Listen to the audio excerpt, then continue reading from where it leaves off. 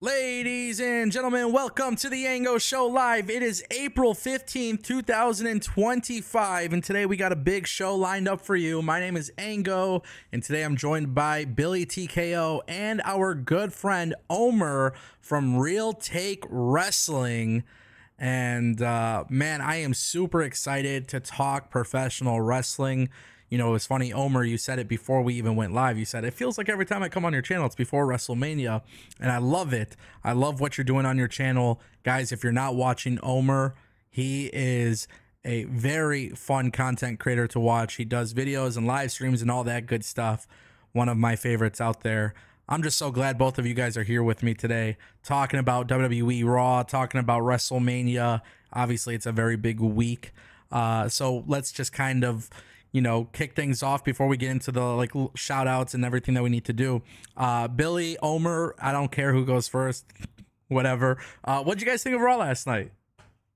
Omer? It was good. It was fine. It was probably one of the better Raws over the past couple of weeks.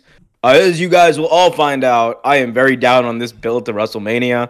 I think that there were certain things, especially like the Gunther, Jey Uso stuff that, I think went in a much better direction than it did over the past couple of months. Raw is still right now WWE's best main roster show. Shout out to NXT, the best show that WWE is putting out every single week, and it ain't even close. But yeah, I mean, it was fine.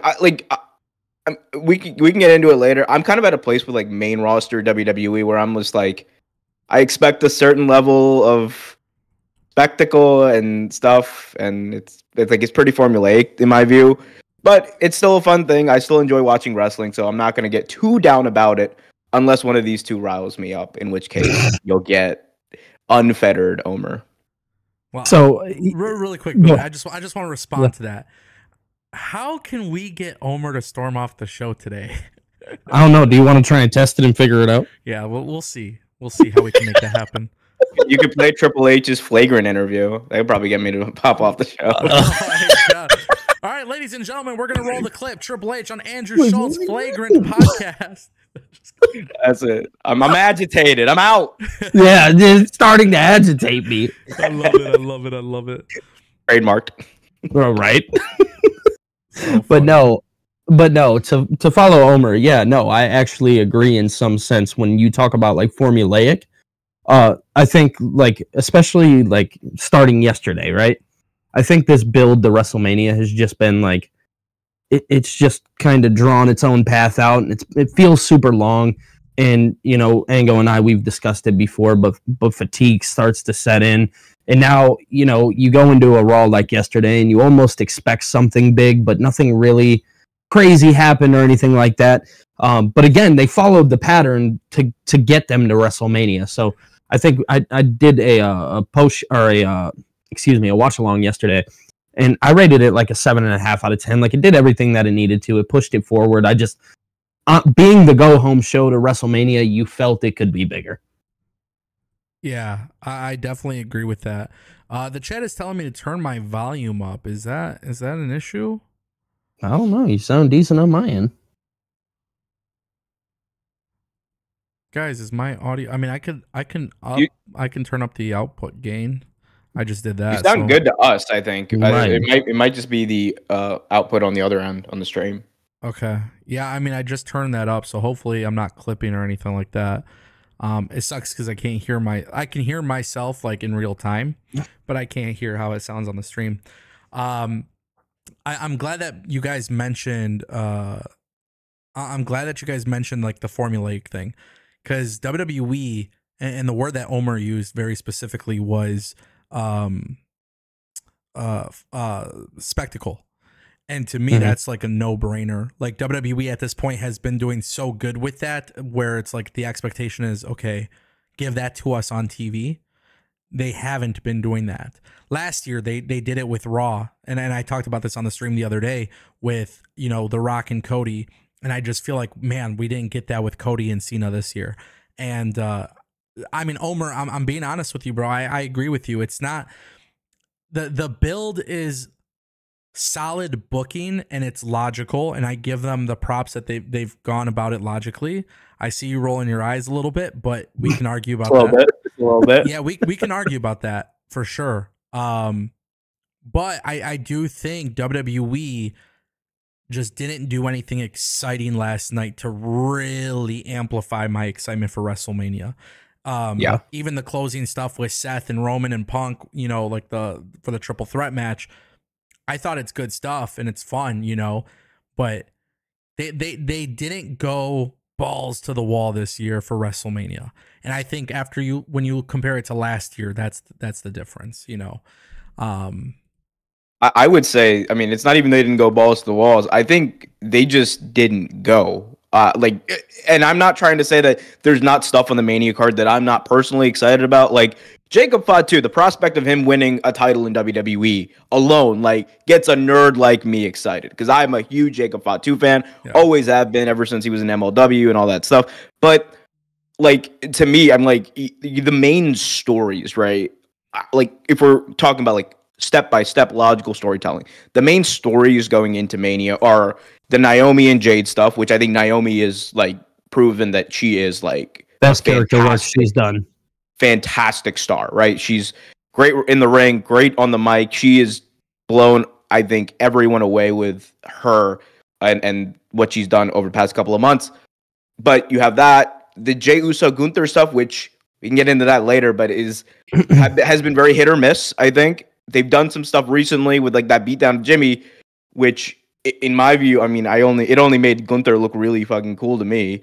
But at the same time, like, it doesn't feel like, it feels like they kind of phoned it in this year, right? I think to a degree, like we can call it not going balls to wall, but it feels like they already realized we're going to sell X amount of tickets. We're going to like have like X amount of like big moments or whatever at WrestleMania. And the time between Elimination Chamber and Mania, we're going to give you a little, like, you got taste and nothing more because you're still going to show up. Mm-hmm. Yeah. Let me ask you, because you said you were rolling your eyes when I said that it wasn't logical. And I'm just curious where the logic, the holes in the logic are. I don't know what stories or what matches you feel like are missing the logic, but I'm curious to hear your perspective. Well, see, yeah, no, I think, I mean, the logic thing, I mean, part of it is also just me trying to pique interest. Hello, chat. Mm-hmm, yeah.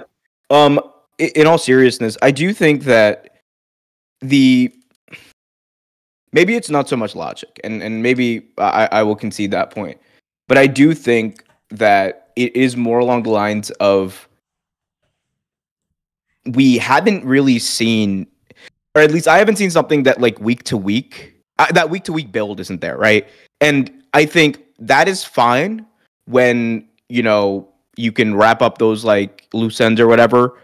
But if you're just having people show up one week, go in a tag team match, and like not really address like the fact that they're going to wrestle like the champion at Mania, like Jay has over the past couple of months, I think to me that's just like you're almost disregarding that entire like story, or disregarding like that entire feud that you're supposed to build up. And again, the past couple of weeks they've cooked, but it was all one beatdown.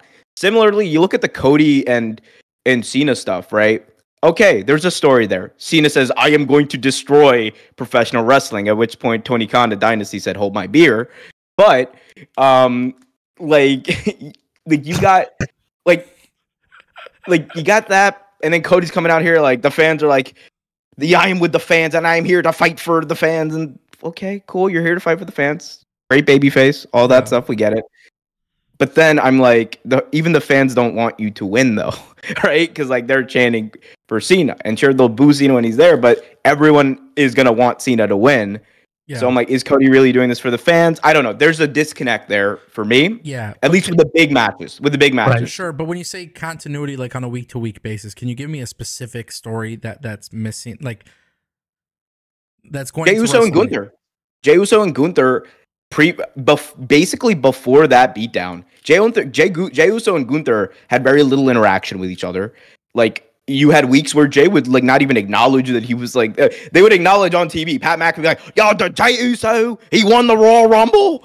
Oh my God." Like, you would have that stuff, but you wouldn't have like, Jey Uso, like I think, what it is? You wouldn't have weeks where Jey Uso would put his foot down and say, I'm not just here to yeet. I'm not just here to like, do moves or whatever. I'm actually here with a goal in mind, and that goal is winning that world championship against Gunther. But didn't they do that last They had week? essentially ignored it for a couple of weeks there. But they did it last week though. They did it last week. Since Jey Uso won the Royal Rumble though, every single week there was a story being told between him and Gunther. I think in the last 2-3 weeks it got really elevated.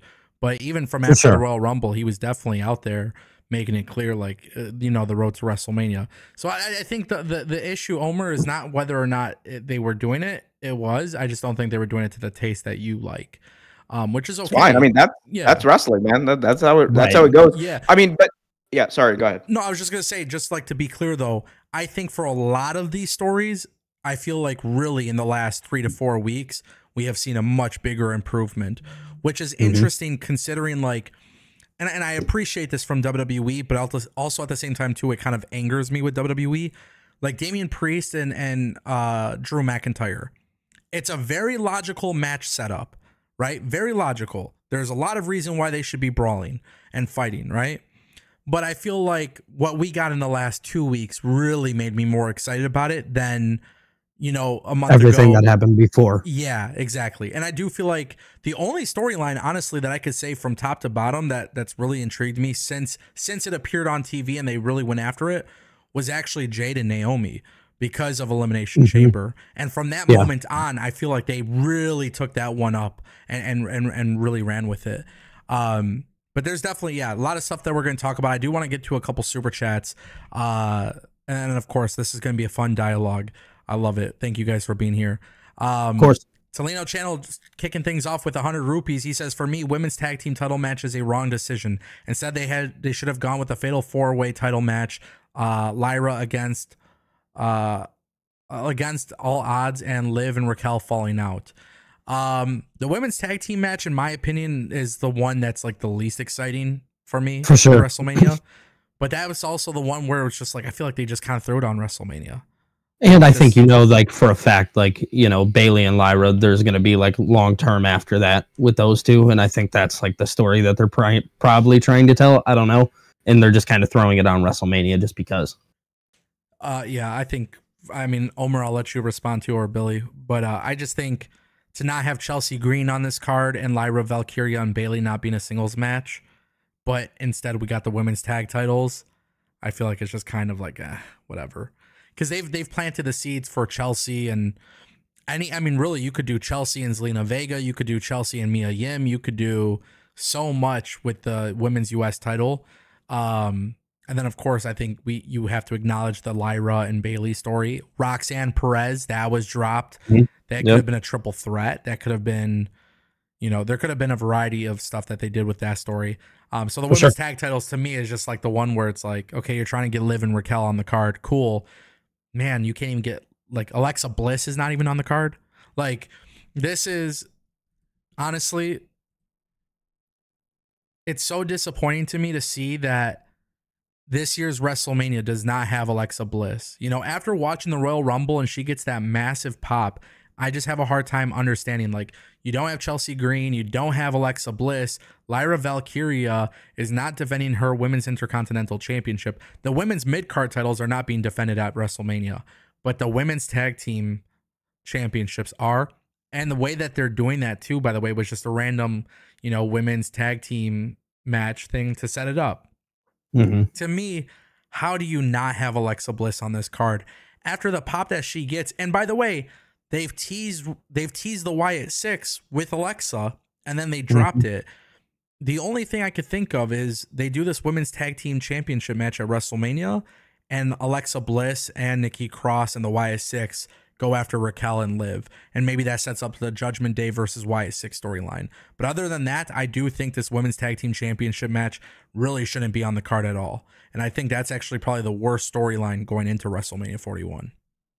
I would agree there. I think kind of, like you just said a moment ago, having Nikki Cross and Alexa Bliss, the problem with it is we're obviously not going to see that directly at WrestleMania. And again, I guess this would kind of be the problem that I have with WrestleMania right away, is that while WWE has made it known that WrestleMania is where everything kind of comes to a conclusion, that actually isn't the case anymore, because now you're getting things that are more drawn out later on down the line. Again, kind of going back to the Lyra Bailey thing, that's something that's going to tell itself later down the line. And then you talk about Nikki and Alexa, that's something that they're going to do maybe on a SmackDown. So ultimately, it's just going to be a win for Liv and Raquel. So therefore, again, it feels like a pointless match to have on the card. It feels like something you could have done on a Monday Night Raw or Friday Night SmackDown. I'm not even afraid to say that. It truly does. Omer? Yeah, retweet. Agreement. Retweet. Yo, I mean, look, there's like you could talk about a whole host of people that WWE should probably put on this card over some of these matches. I mean, like you talk about Alexa Bliss, they did a lot of work leading up to the Royal Rumble to try to get her back into the fold.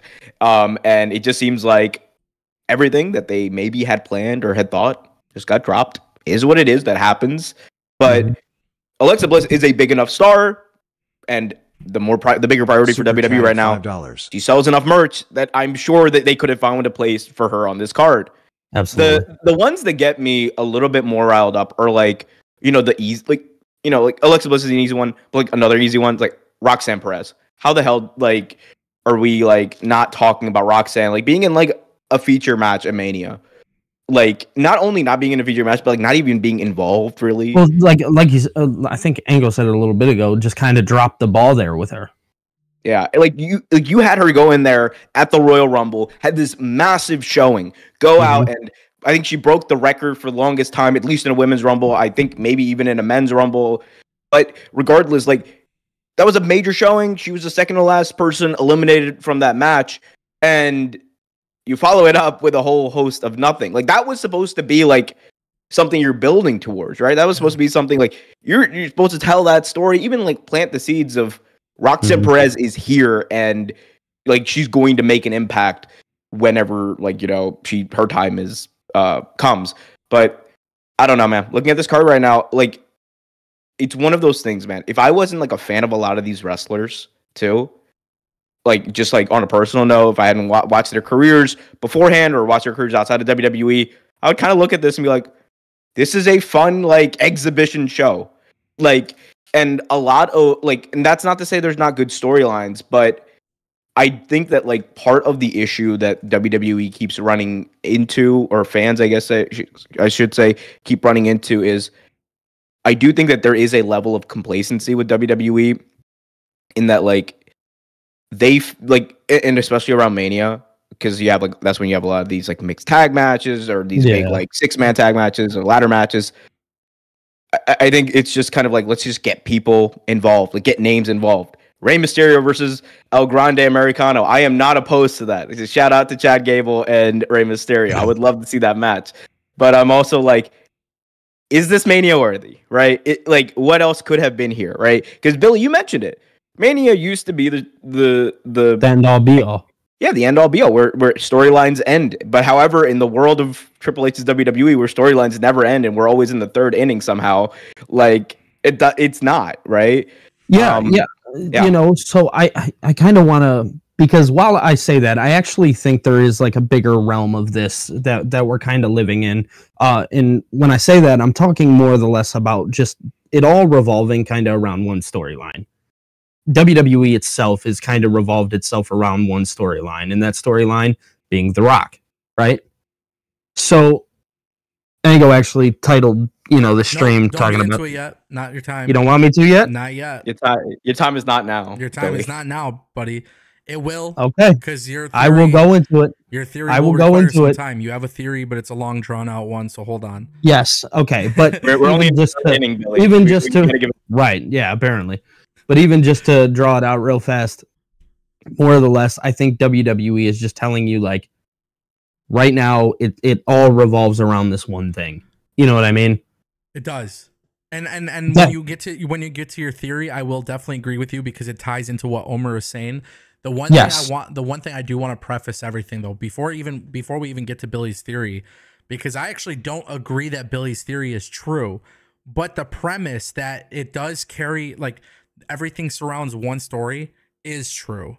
WWE is very much in a open world system right now. Meaning, yeah, it's almost like a big video game. Yeah, it's like literally it's a video game with multiple different simulations. It's like playing my career mode in WWE 2K, and every time you go and play it again, there's something different that can happen. And I do believe that is the case. So this is actually why I love Triple H's booking so much. And this is why, to a lot of wrestling fans, I understand why they're not as excited. When you don't pay attention to the little things that happened 6 months ago, to you, it's not a big deal. But when something happened from 6 months ago that does happen, you feel rewarded for watching. And the big thing, the big thing about that was like Karrion Kross, for example, which last night on Raw, I was so happy to see what they did with him and AJ Styles. It was a very, very cool thing, and we'll talk about that in a little bit too. But when you look at everything that Karrion Kross has done for a year, then you see him have this match. People are sitting there, oh, he's fucking buried. He lost his match. No, there's meaning to what he's doing. And so WWE, because they're like that, means you're actually going to get fewer big moments. And that's why you feel happy when you watch Elimination Chamber.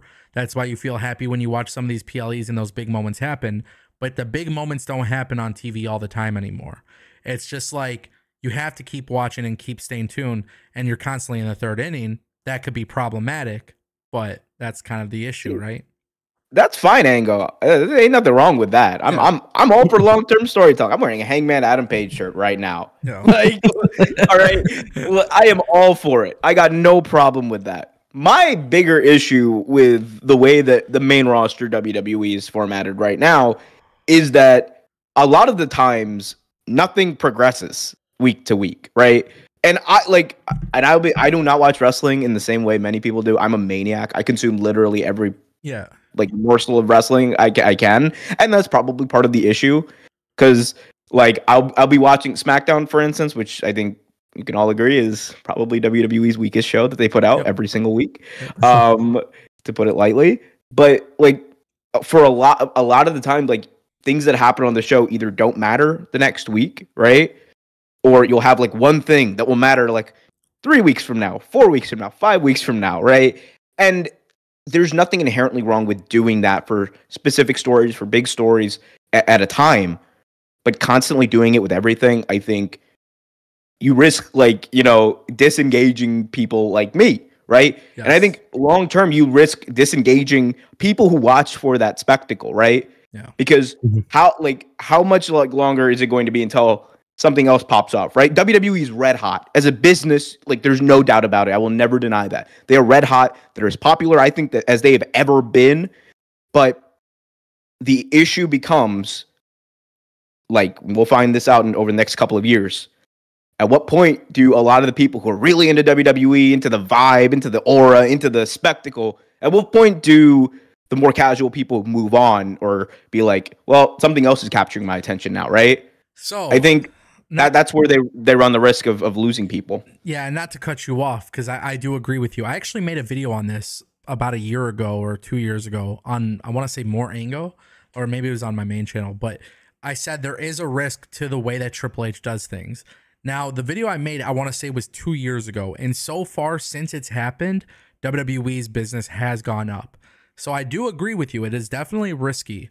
But the one thing I want to say was, because my viewing habits, I say I watch wrestling like I binge watch a normal show on like Netflix or Hulu or Max or whatever. When I watch a show, I really try to follow all the details and all of the storyline progressions. And that is the thing. For me personally, I do like this version of wrestling.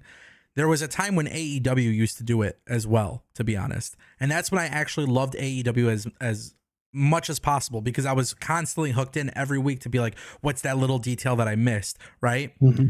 I think it's a very big risk. And I remember saying in that video when I made it, if WWE continues to do this for every storyline and for everything that happens on TV, there is that risk that eventually casual people will tune out.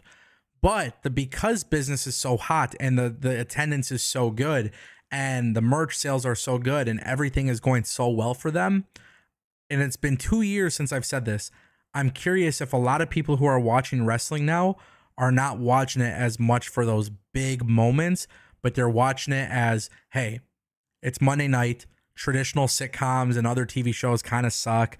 Some of these shows that you watch on Netflix kind of suck. I can watch for 2.5 hours and I enjoy the wrestling aspect. I enjoy the storytelling aspect. I'm just going to follow along until I get it.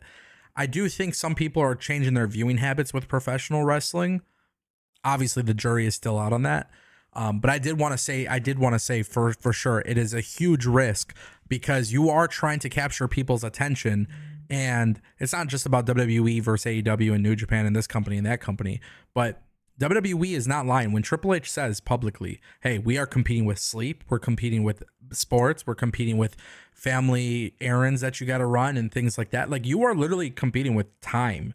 And WWE playing that long-term storyline might be good enough to get people hooked in for the long term. But if you don't deliver, then it's a big deal. And a perfect example of this is Karrion Kross. Since literally day one of returning to WWE, it's been such a long, slow burn. But everything that he's done on TV has mattered. Now, when do we get that point of like, that's the payoff? Well, at some point you got to fucking do it. Otherwise, people who believe in Karrion Kross will no longer believe in him, you know? And I think the question, right, is like, at what point does a long-term build or like, like whatever, like that long-term storyline, at what point does it become, I guess like secondary? At what point does it like, at what point do you disengage, right? Yeah. Because, and at what point does it become like start and stop booking? And I think my issue is the way I have seen it, right? I think that there hasn't been enough care into these. Like, WWE will remind you, like, oh, 6 months ago, this happened between Liv and Dom and Rhea. Mm-hmm. Great. That's fantastic. And I'm not saying you need to have like Liv, Dom, and Rhea do an interaction every week, right? No.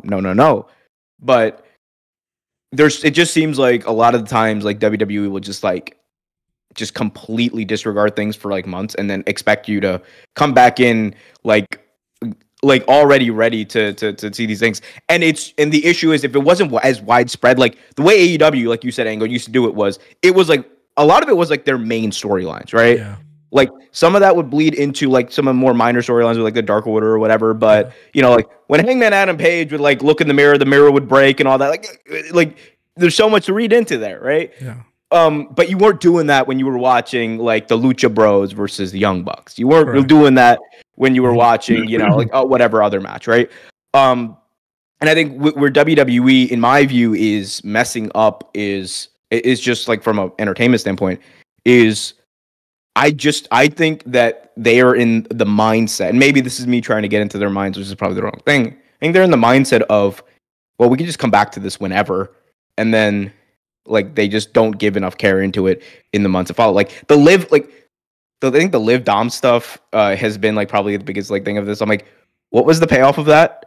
It was this long-term storyline that basically took a stranglehold over the Women's World Championship for nearly a year, and the payoff was Dominic Mysterio getting hit with a kendo stick at Bad Blood, okay, and then Rhea winning it back, and Dom, but like there was never the grappling of like the emotions of like Dom and Rhea, right? Yeah. Like it didn't turn into, I think, what they originally had planted the seeds for, which was like a more emotional storyline. But and I think like that third dimension that you're talking about with some of these stories, that's what's missing too. So one thing they could do, and we do got to move on from this because we got some super chats, but one thing that you can say to that though is the fact that it did happen and they at least acknowledged that it happened is something I respect.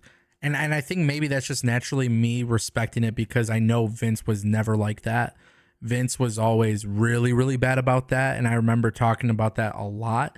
And I do like the fact that like, because sometimes you are going to drop stuff, but don't insult people's intelligence and act like it didn't happen. Yes. And that's like the one thing like, and there's certain talent where you see it's like really, really good, right? Because with SmackDown, I agree with both of you. It is the weaker show out of the three. But if you watch SmackDown, everything that's happening is logical. I just don't think it's exciting. And I think the third hour just kind of makes it feel like, oh, wow. If it was a 2-hour show, I'd probably sing a different tune. But it's a 3-hour show. It drags out a little bit.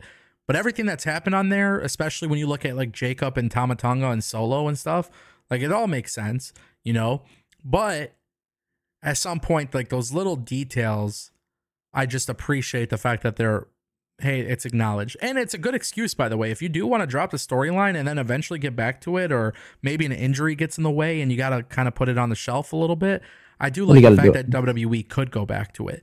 But the big question is, what's the payoff? And I think WWE, for the bigger storylines, you get the bigger payoffs, right? For the smaller storylines or somebody like Karrion Kross, I'm sitting here waiting to see what that payoff is. Like last night's episode of Raw, the AJ Styles Karrion Kross thing was one of my biggest talking points. I just genuinely loved it. It was a fun match, but the little details that Karrion Kross puts into his character, he goes to the same gear maker as AJ Styles and replicates his gear. He wears the tights with his own branding. You know, he goes out there and he has a good match, but then also on top of that, he goes and sacrifices himself. Like he knew he was going to lose with that phenomenal forearm. He literally sacrificed himself for AJ to win. But if you look at all those promos, backstage segments between him and AJ, it's, you know, he wants AJ to win at WrestleMania. He just needs AJ Styles to go and find his evil ways and to get his confidence. And like, it's cool. Like the little things that Karrion Kross does is cool.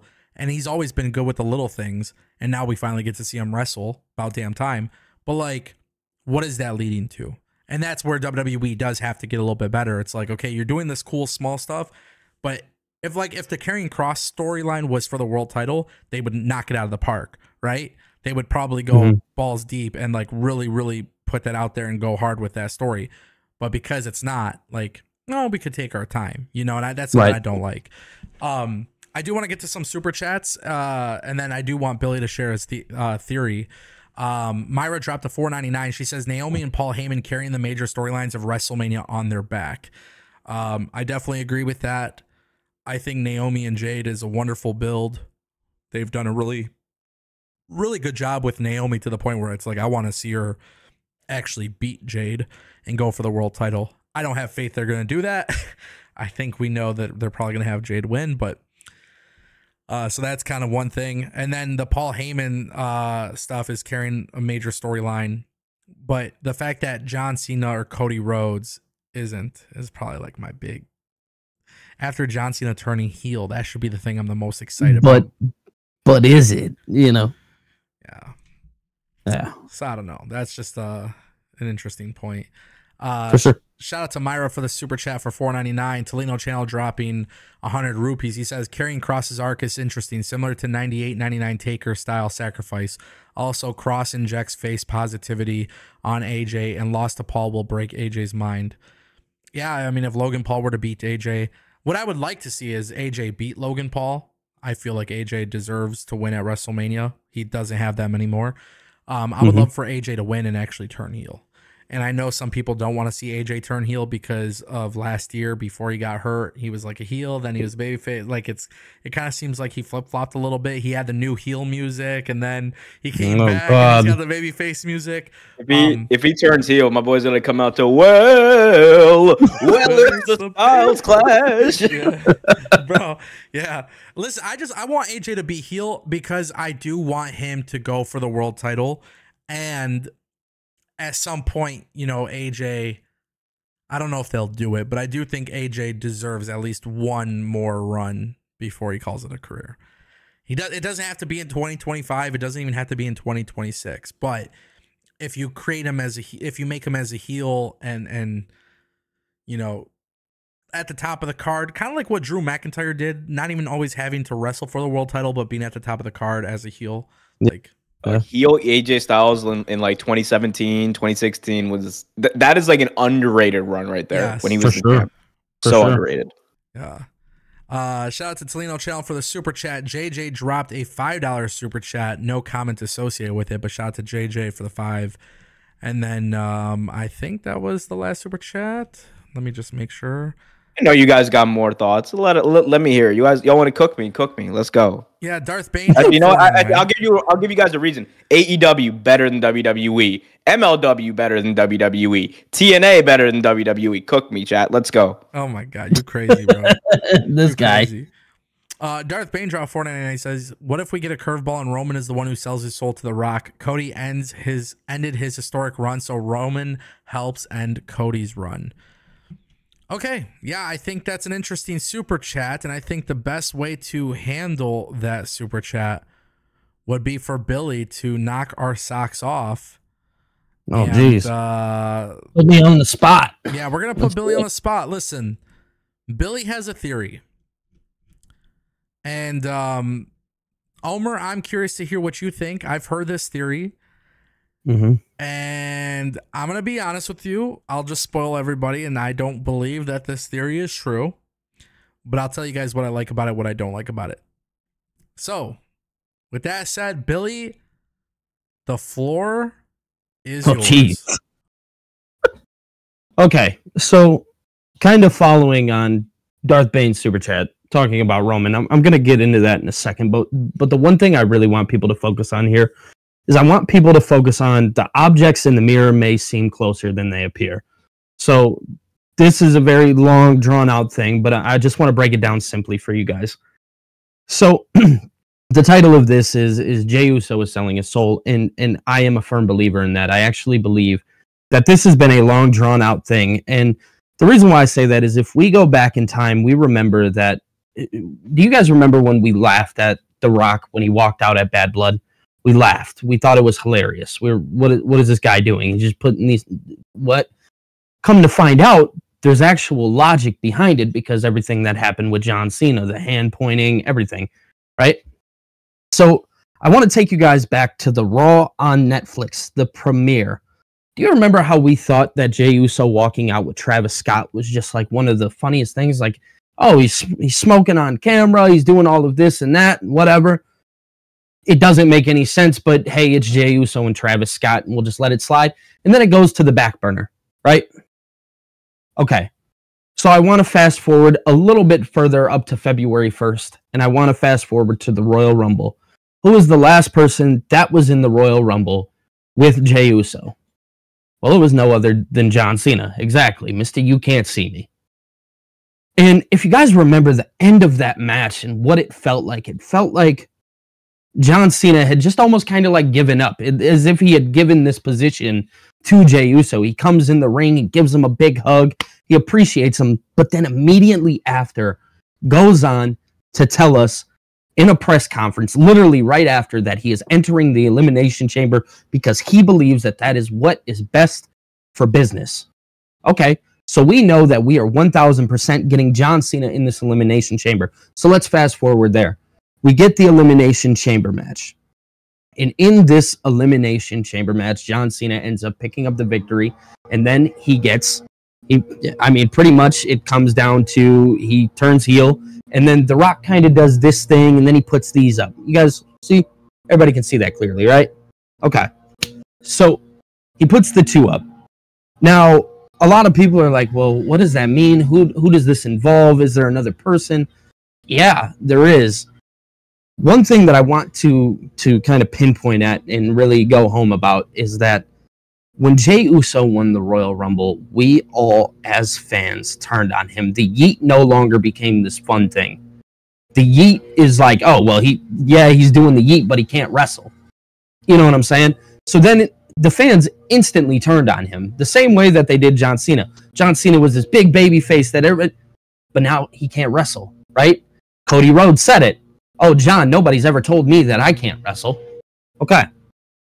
So I want to go back to the objects in the mirror may seem closer than they appear. Last night on Monday Night Raw, we get Seth Rollins, Roman Reigns, CM Punk. And Seth Rollins gets to talking about what's best for business, right? We've heard that line before. It seems familiar, right? I don't think, and I know Ango talked about, Seth turning and all of these different things. I do believe that will still be the circumstance here, but I don't think it has to do with The Rock, and rather, I think that the guy turning is Jey. So going back to that too, who remembers when Jey left the bloodline? Deuces, I'm out, right? And I know it seems like such a funny thing, and it seems so simple, and we're laughing at it, but look at how we laughed at this. What the hell is this? You know what I'm saying? Why is he doing that? Same thing. I don't know. It's a long, drawn-out thing, and Darth Bane, going to your super chat, talking about Roman Reigns potentially being the person. Let's look at Roman right now. Roman is another person. the one, right? Roman's always been the one. He may, and I'm not saying that this is a for sure thing. This is just kind of adding on to what I was saying here. Roman potentially joining this, his empire is breaking. It's falling. He is eventually going to need The Rock. Now, granted, I'm not sure if this ever draws out, and maybe this is how we get to the match between Rock and Roman. I don't know. But everything is falling before him right now. So he could be that final one that they need. But again, the objects in the mirror may seem closer than they appear strictly because we're looking at the Seth Rollins thing and we're saying that looks like this is what it is. WWE has told us numerous times that you can't look that close, and it may actually be right over here to the right directly in front of you. So that's my theory. Okay. Omer, I'll let you respond before I absolutely bury the shit out of Billy. Yeah, I mean, I look, it sounds fun. It sounds cool. It sounds dope. I don't think it's going to happen, but and I also don't see a world where a heel Jey Uso like in that way works. I like, and that's not. I'm not like I'm a huge fan of Jey. Like I like the guy. Yeah. I think he was very integral in some storytelling. I'm even on record as saying like the time where he probably should have won the world championship if you're going to do it was SummerSlam 2023. We're not going to retread the mistakes of the Bloodline storyline and how that ended. But Billy, let me riddle you this. Yeah. I think, you know, part of the whole appeal of like The Rock, and like I do agree. I think eventually there's going to be a reveal. There's going to be a third man. There's going to be something. Yeah. But I don't think it's going to be Jey. I think it's probably going to end up being Punk. And okay, that's fair one. And I think that like there's a lot of like different layers you could use of that. The whole like, you know, the whole like storyline that they had going into like Mania 29, I believe it was, where, you know, Punk was trying to become the third man in that match at Mania, right? He was kind of like on the outside looking in, but now he's on the inside. I think there's a lot more like storytelling there to be done. We know Rock and Cena have had history, and they bought in. I know we all know CM Punk, Cena, and The Rock have all had history, both in and out of the ring. I think there's a lot more to play into there. And on top of that, I believe if they did that, if they had like, you know, whatever it was, like have a big moment at SummerSlam, and the last like 6 months of Cena's title reign is like this 3-man power trip of The Rock, Cena, and Punk. Yeah, it'll be one of the biggest things in wrestling history, like period. For sure.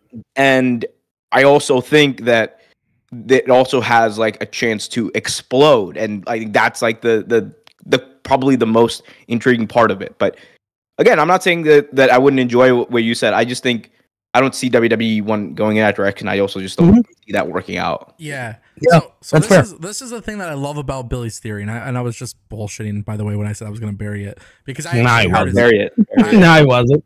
No, because Billy, I'll show you the fucking text message, you prick. Billy posted his theory on TikTok, and I literally said, "Wow, this is fucking great," or whatever the hell I put. Yeah, he did. I like the theory a lot, to be honest, and the reason why I like the theory so much is because it actually is logical. And what's really interesting is if you want to think about what The Rock is doing, you have to go back to his promo with Cody where he specifically says about becoming the people's champion, you know, and because he's a TKO board member. So the thing is, it's like Jey Uso, and Billy didn't even mention this part of it, but I gather this from watching it and listening to him talk about it. Well, it's like, man, you hear about Jey Uso having this belief in his head that he couldn't do it. He lost his confidence. Who's to say WWE didn't show it to us, but who's to say The Rock didn't call up Jey and said, listen, if you become my guy, I'll make sure you win at WrestleMania, right? And then it could lead to The Rock or somebody helping Jey beat Gunther, right? And cementing the heel turn and everything. So logically, it could happen. It's a fun theory, and that's what I want to say. It's a very, very fun theory, the idea of Jey selling his soul. The reason why I don't think it will happen, though, is because I've had other theories where every one of those theories I've had about who sells their soul and how Cena walks out and this explosive moment that you're talking about that will be the biggest thing they've ever done, it has to be somebody with a little bit more name value. And Jey Uso doesn't have that. And you know, it would make sense, by the way, if The Rock is doing this corporate takeover and he's got both world champions under his sleeve, like, it would be awesome. But Jey winning, I think, is going to be separate from that. And I do believe they keep us separate from that. And then I believe my theory of Sami Zayn turning heel and eventually winning it from Jey is the long-term play. I've been saying that for almost a year now.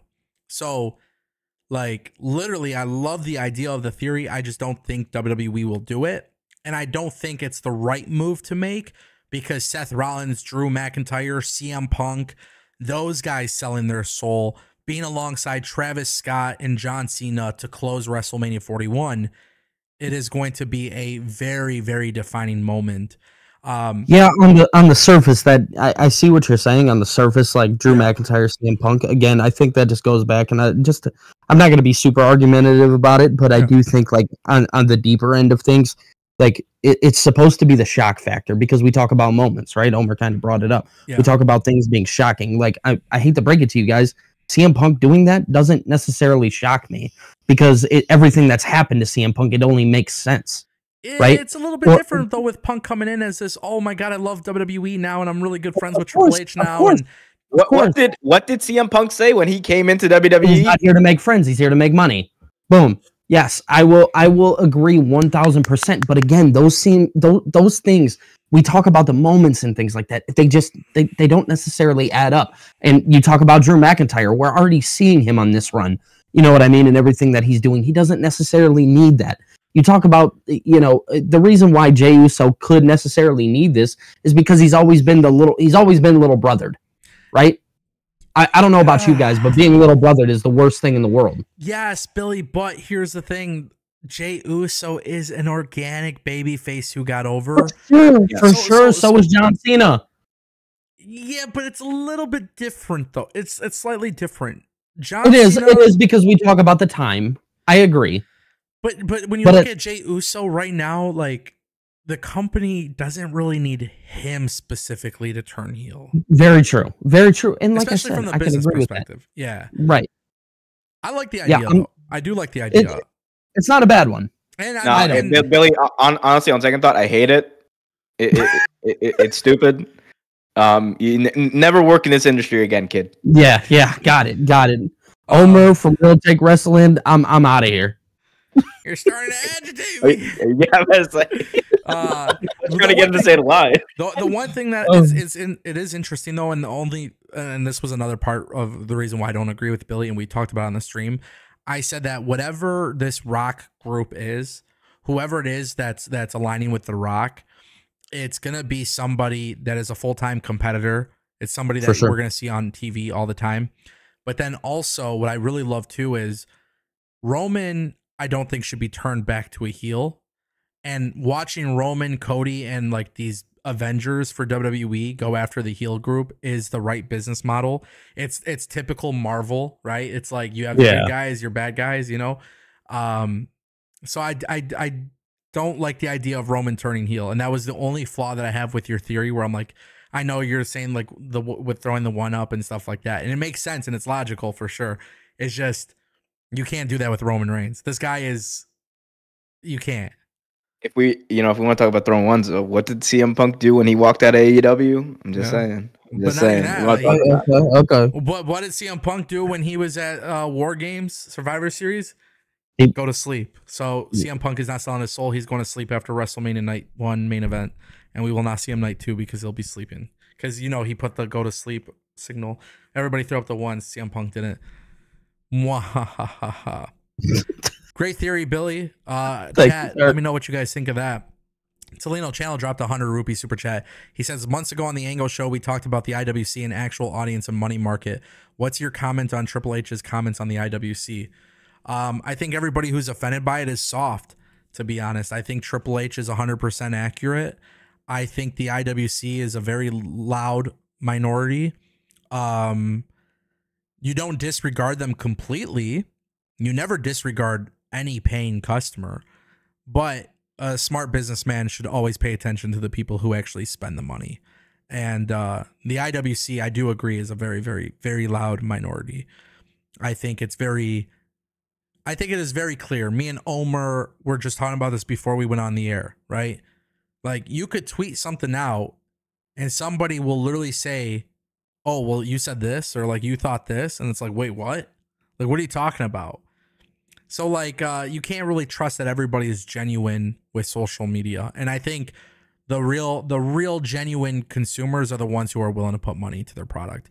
So like when I do complain about AEW, people could try to invalidate me as much as possible and call me a grifter, but like the bank records show that I've paid way more to go to AEW events in the last 6 years than I have ever paid to go to a wrestling show or any WWE show or anything like that. So like, I'm not saying AEW should only listen to Ango, but like if Ango is sitting here talking about, hey, this is why I don't like AEW anymore, this is not coming from somebody who's like doing it for fun. It's coming from somebody who's no longer spending money to go to the events, you know? So I do think Triple H and WWE and Tony Khan and every wrestling company should be listening to the people buying tickets, buying merch, buying your video games, buying your products. Like, you know, those are the real consumers you got to pay attention to at the end of the day. Sure. You really do. I don't know. Do you guys have a different view than that? I mean, kind of like I'll tell you what, you know, I said somebody had said something to me, but they were like, oh, like this is a horrible thing or whatever. And I was like, he never said like he's not listening. He just said it was noise. You know, he's not saying like, oh, directly, like I'm not listening to what they're saying.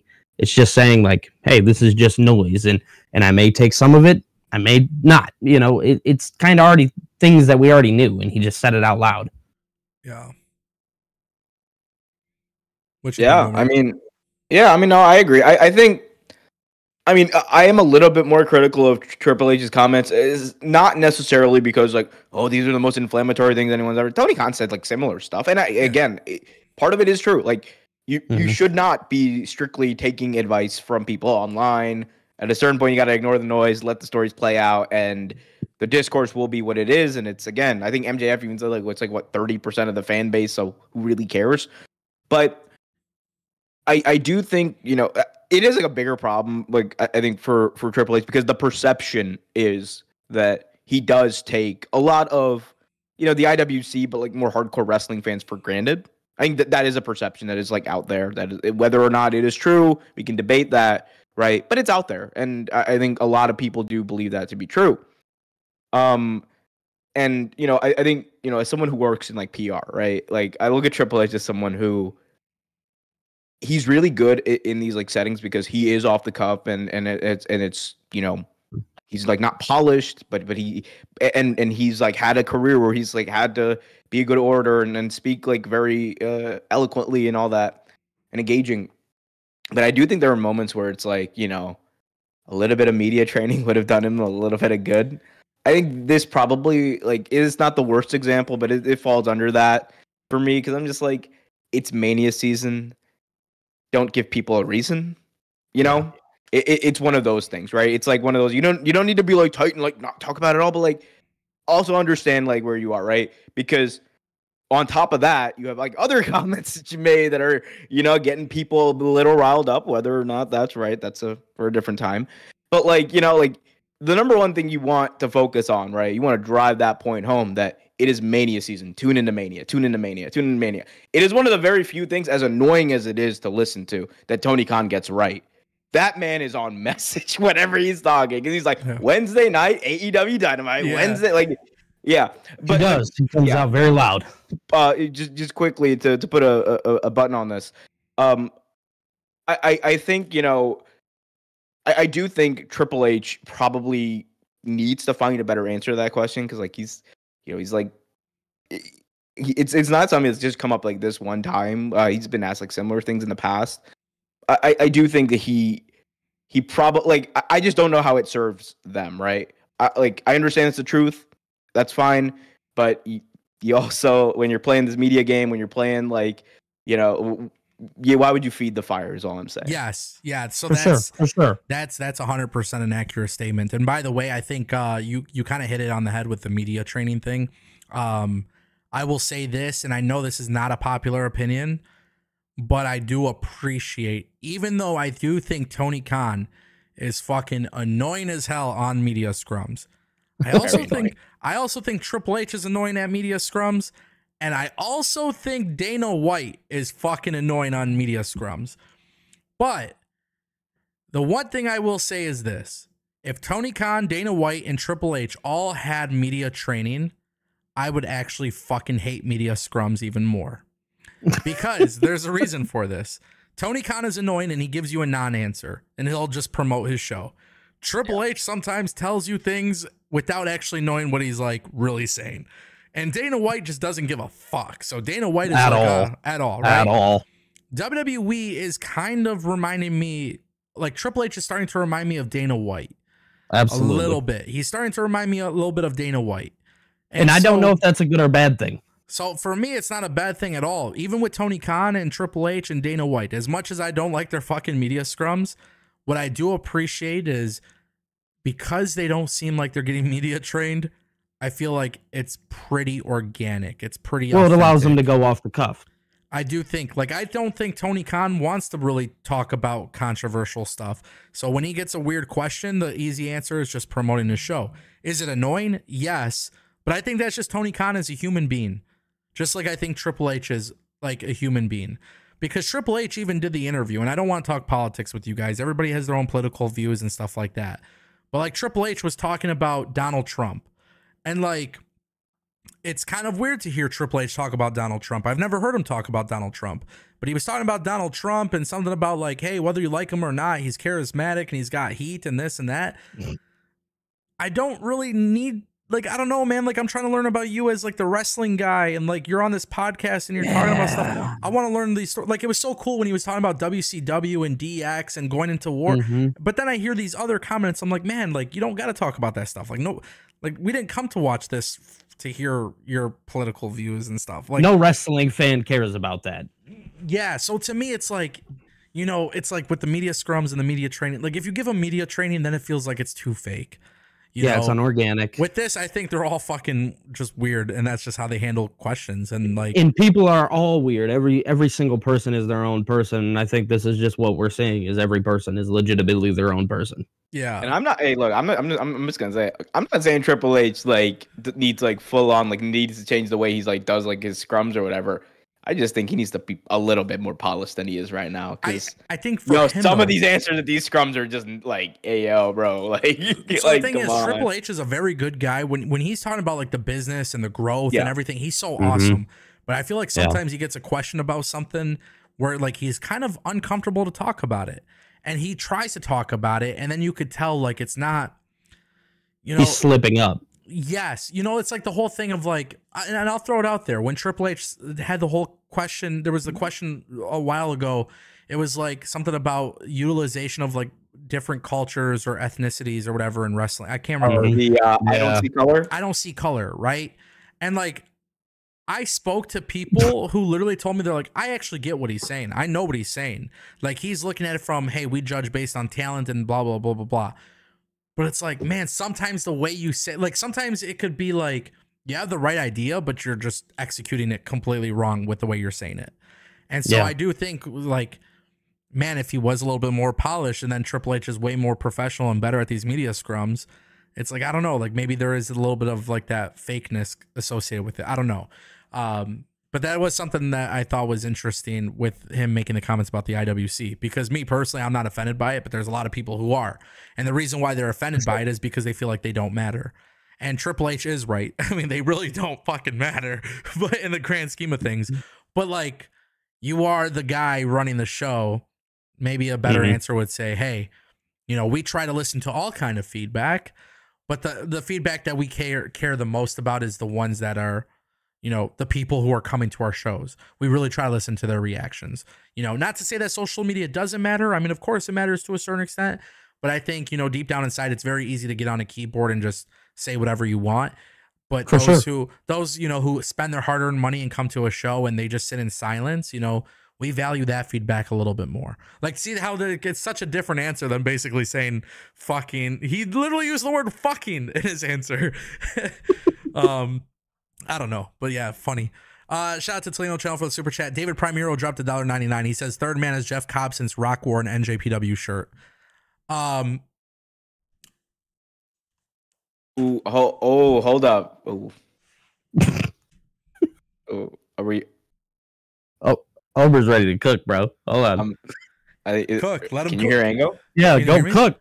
Oh, okay. I thought I was frozen for a sec. No, Nah. So I do think that it would be a cool idea to have like Jacob Fatu, Jeff Cobb, and Bronson Reed like as the Rock's like hired guns. Yeah. That'd be fire. That would be fire to me. Like Yeah, I don't think he that'd needs be to be fire. the third man because shout out to Jeff Cobb. I love Jeff Cobb. He ain't there yet. we got to build that man up a little bit, but them being like hired guns and like if you want to give me him like a Jacob big Fatu, me like Rocky, I love you. Like give me that all day. Let's do it. Yeah. I wouldn't be opposed. Somebody tweeted it out. I don't know who it was, so my apologies. It's not my original thought. But somebody said The Rock wore the New Japan shirt because Carl Anderson made the comments about The Rock being backstage. And I don't know if there's any truth to that and The Rock being funny. But I will say, The Rock wearing the New Japan Pro Wrestling shirt, if Jeff Cobb was a hired gun for The Rock, that's a pretty fucking cool way to debut. You want to know how cooked my brain was when I first saw it? I was like, oh, God, we're getting Rock versus Tanahashi. That was the first thing that went in my head. And then I was like, I came back down to reality. I had to come back down. Number one, no one needs to see that in 2025. That would be a disaster, but also ain't no way. The Rock is, by the way, and a lot of people don't seem to remember this, but The Rock is very well aware of New Japan Pro Wrestling.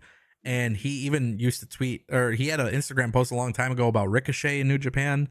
And, like, The Rock is a wrestling fan, bro. Nobody. He's very aware of everything. Yeah, you could never take the wrestling out of The Rock. I mean, he even admitted to watching AEW at one point, So, like, you can't take that out of a man no matter how big they go. That is, I genuinely believe The Rock has always loved wrestling and will always love wrestling. I love the fact that he's back in the WWE. I'm glad he's a TKO board member. I don't know, with his executive roles and stuff within the company, I don't know how much of The Rock we need.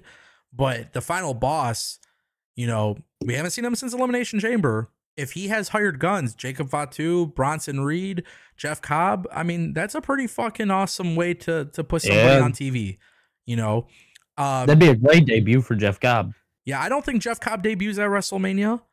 Obviously not at WrestleMania, but later down the line. He could debut Sunday. So if they wanted to. But doesn't he has the match on Saturday? I mean, yeah, technically he could. He could. I'm just saying it's a possibility. I don't think he's the third man, though.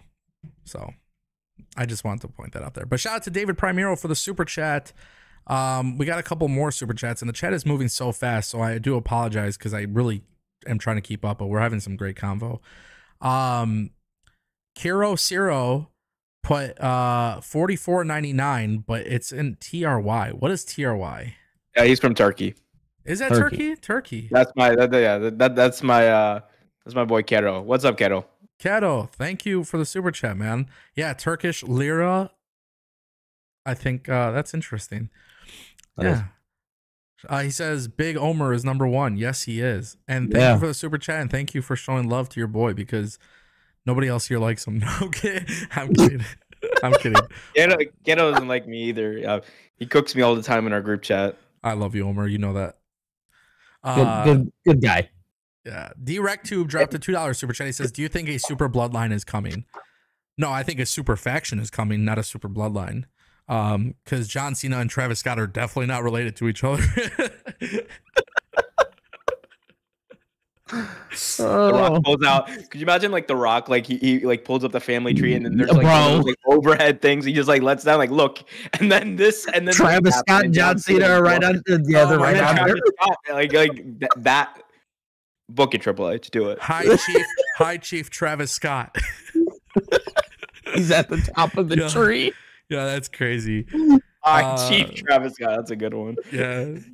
Definitely high for sure. I mean, definitely high. Oh, yeah. Astro World, baby. Yeah. Really quick, A Jackson dropping $4.99. Shout out to D-Rec too, by the way. $4.99. A Jackson says, Seth mentioning Punk said he's here to make money last week. It's hitting a little different now. Yeah.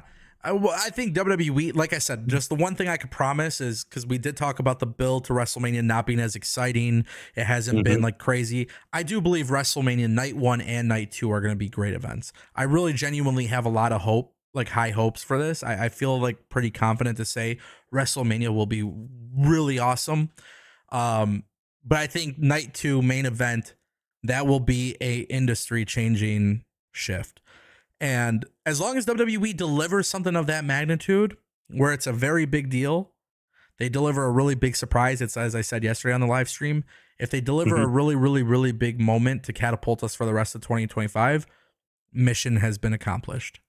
For sure. If they don't do that, I do think it's going to be okay, decent, you know. Shout out to A Jackson for the $4.99. We got another super chat from DJ Noel. He dropped $4.99. He says, with Lance Anoa'i signing with the WWE now, he is the third man along with Jacob. They have history with MLW. Yeah, we still wait for Hikuleo, bro. Come on, bro. There a lot of people are up. A lot of people are up. Yeah, I think you just look too deep into that with the family, you know. Yeah. Lance Anoa'i is not showing up on the main roster. He's actually set for WWE Evolve when he comes back from injury, so we'll see how that goes.